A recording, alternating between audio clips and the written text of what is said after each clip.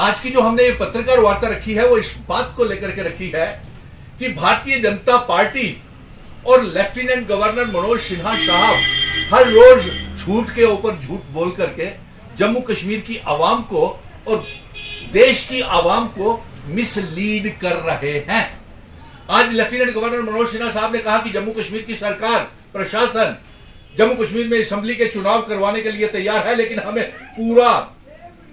हम दावा करते हैं कि भारतीय जनता पार्टी 2023 में असेंबली के चुनाव बिल्कुल नहीं करवाएगी और लेफ्टिनेंट गवर्नर मनोज सिन्हा साहब सरासर झूठ बोल रहे हैं।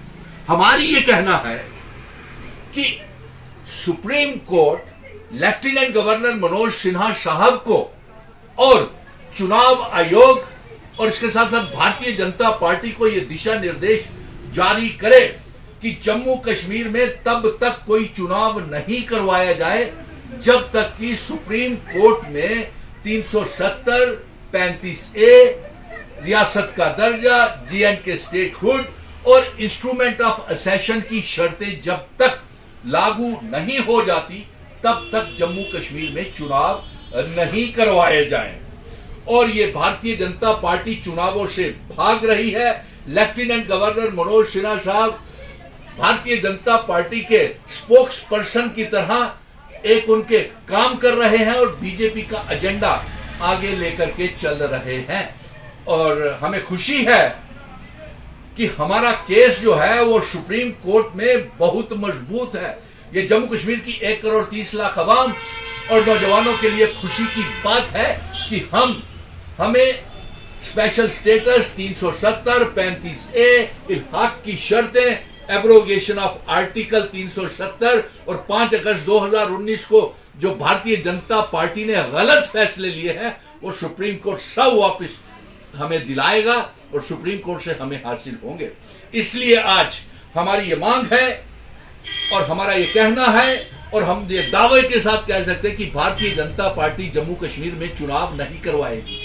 और इसके साथ साथ ये ब्यूरोक्रेसी हावी है जम्मू कश्मीर में तमाम डेमोक्रेटिक आधारों के ऊपर। ये कहते हैं कि festival of democracy Jammu Kashmir में है, प्रधानमंत्री जी का कहना है। कहां है डेमोक्रेसी? आपने पंचायत, म्युनिसिपल कॉर्पोरेशन के चुनाव, म्युनिसिपैलिटीज के चुनाव आपने मजाक बना करके रख दिया और यही मजाक ही नहीं, ब्यूरोक्रेसी इन सब के ऊपर हॉबी है।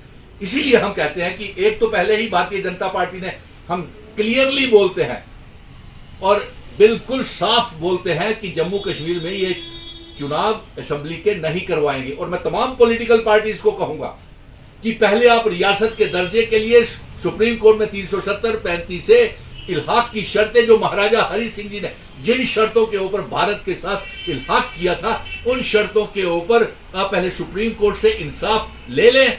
क्योंकि ऐसी असेंबली को आप क्या करेंगे, ऐसी म्युनिसिपैलिटीज को, ऐसी कॉर्पोरेशंस, म्युनिसिपल कॉर्पोरेशंस को, ऐसी अर्बन लोकल बॉडीज को क्या करेंगे जिसके ऊपर IAS और IPS ऑफिसर्स और ब्यूरोक्रेसी हॉबी रहे, आपको इंसाफ ही ना दिला पाए। जहां से कानून बनने हैं जम्मू कश्मीर के लिए वो वहां पे कानून ही ना बन सके। इसलिए हमारी ये मांग है कि सुप्रीम कोर्ट हिदायत जारी करे कि किसी भी किस्म के चुनाव पार्लियामेंट के और जम्मू कश्मीर में असेंबली के चुनाव तब तक न करवाए जाए जब तक जो सरकार, जो हमें रियासत, हमारे बुजुर्ग विरासत हमको दे करके गए थे, जम्मू कश्मीर, लद्दाख, POK, गिलगित बल्टिस्तान को, जम्मू कश्मीर को और भारत का हिस्सा नहीं बना लेते।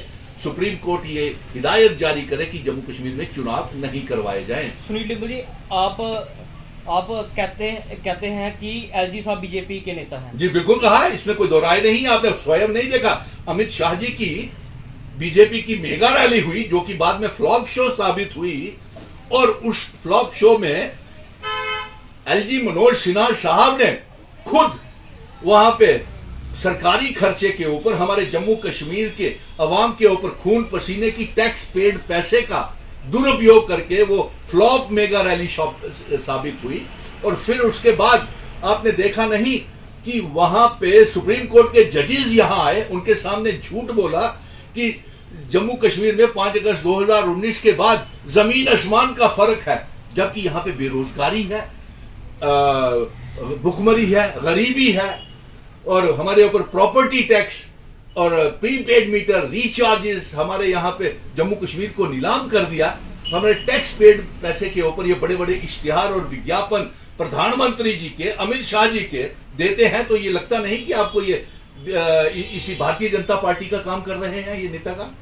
रायका हाईकोर्ट प्रोजेक्ट पे आपका क्या कहना है? हाँ, रायका हाईकोर्ट प्रोजेक्ट, उसके लिए हमने स्पष्ट रूप में हमने ये बोल दिया है कि सारे के सारे पहाड़ पेड़, हमने दिखाई थी वीडियोस आप सारे पत्रकार बंधुओं को, नगरोटा सिदरा से लेकर के नरवाल बाईपास तक सारी के सारे पहाड़ और वो काट दिए गए हैं, पेड़ काट दिए गए हैं। ये हमारे नेचुरल सोर्स हैं रायका के, जो ऑक्सीजन जनरेशन प्लांट है, ये नेचुरल ऑक्सीजन जनरेशन प्लांट है। और मैं चीफ जस्टिस साहब से भी कहूंगा, मैं बार का भी शुक्रगुजार हूं कि उन्होंने हमारी बात को समझते हुए इसका विरोध किया है और सारे वकील हमारे साथ हैं, हम वकीलों के साथ हैं, बार के साथ हैं। मैं तमाम लोगों को कहूंगा कि एक साथ होकर के जम्मू की आने वाली पीढ़ियों को ऑक्सीजन पोल्यूशन से बचाएं। और चीफ जस्टिस साहब से ये मैं मांग करूंगा, पत्रकार बंधुओं, कि आप चीफ जस्टिस साहब, आपको शायद सही तरीके से टोपोग्राफी रायका हाईकोर्ट प्रोजेक्ट की नहीं दिखाई गई है। आप एक ड्रोन फोटो शूट करवाएं, वीडियो शूट करवाएं और चीफ जस्टिस साहब आप अपने सुप्रीम कोर्ट में मनाएं और देखें कि जम्मू का नेचुरल रिसोर्सेज को किस तरीके से तबाह किया जा रहा है। 370 केस पर आपका क्या कहना है? जी बिल्कुल, 370 मैं इसके ऊपर आप पत्रकार बंधुओं को सभी को मुबारक देता हूं कि आपने 5 अगस्त 2019 के बाद सुनील डिम्पल का धरने प्रदर्शन, जेलों में गया, भूख हड़तालें रखी, आपने सहयोग किया। इसमें आपकी भी जीत होने वाली है। 1 करोड़ 30 लाख अवाम के भी मैं शुक्रगुजार हूं और उनको भी मुबारक आपके माध्यम से भेज रहा हूं कि ये 370 35 से स्पेशल स्टेटस, और यहीं तक नहीं, महाराजा हरि सिंह जी की जिन शर्तों के ऊपर हमारा विलय भारत के साथ असेशन हुआ था, वो रियासत भी हमें। और आपको एक मुबारक की बात सुनाओ, मैंने जम्मू कश्मीर लद्दाख यहां तक के पीओके गिलगित बल्टिस्तान के लोगों को भी भारत का हिस्सा 370 35 से इल्हाक की शर्तों के ऊपर राजी कर लिया है।